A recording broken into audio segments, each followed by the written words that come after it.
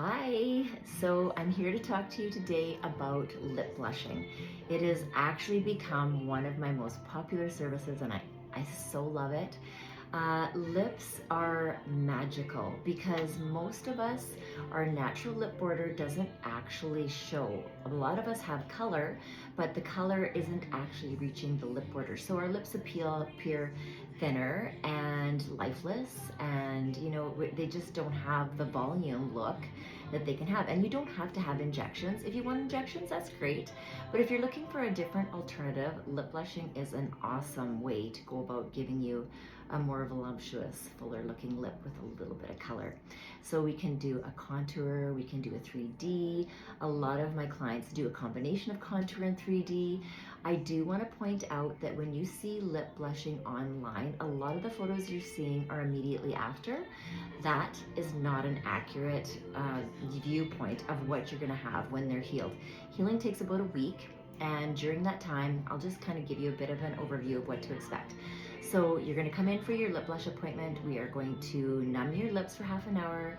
Then we're going to measure them, map them, draw them on. You're going to get up, look in the mirror, critique them, decide, there's so many different things you can do. You are not stuck with exactly what you think you have. Most of us don't know what the options are or what our real lip shape is. So once we decide on your lip shape, then I am going to do one pass and then I'll numb you again. And I'm not lying, honestly, so many of my clients are sleeping by the second pass. Like, my secondary numbing is amazing. So that's something to keep in mind. Also, they're gonna look really bold the day of. Not a lot of swelling. There's really no swelling, bleeding, bruising with the technique that I used or that I use. You won't experience any of that. But they will look bold, much bolder than they're gonna look when they're healed. So healing during the course of that week, what it looks like basically is just they look a little bit bolder and then they get a little bit dry and then they get drier and drier as that skin dries up, and it kind of has to fall off. Not in big pieces, it's not scabbing. It's like it's like windburn or chapped lips. So it takes about 7 days for that skin to shed, and then what you're left with is a very, very faint version of what you originally had. And that's okay because you're in the ghosting stage. The ghosting stage takes about 2 to 3 weeks to have your lip tissue go back to its natural state. And what I mean by that is have it be see-through again, because it's just like if you scrape your arm, it's white. When that skin falls off, that color is white, and then the skin around it is a little bit darker.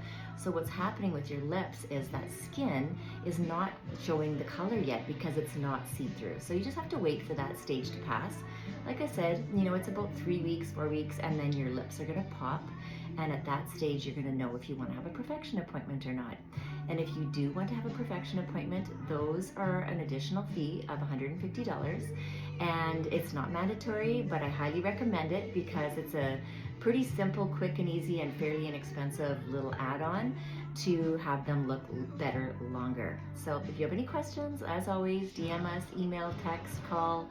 Would love to chat with you, and come on in. Let's get you going with some amazing contoured lips. Have a great day.